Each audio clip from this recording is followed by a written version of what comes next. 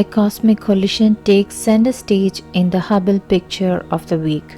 The image features the interacting galaxy pair IC 1623, which lies around 275 million light-years away in the constellation Cetus.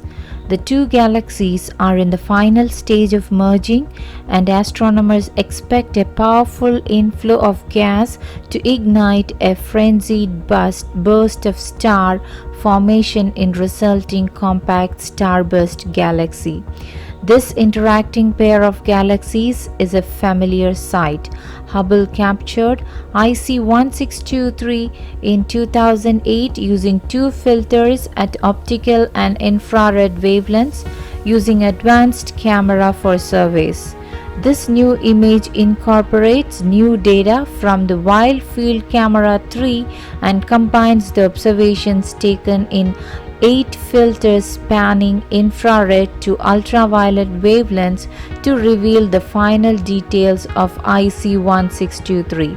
Future observations of the galaxy pair with the NASA, ESA and CASA James Webb Space Telescope will shed more light on the process powering extreme star formation in the environments such as IC 1623.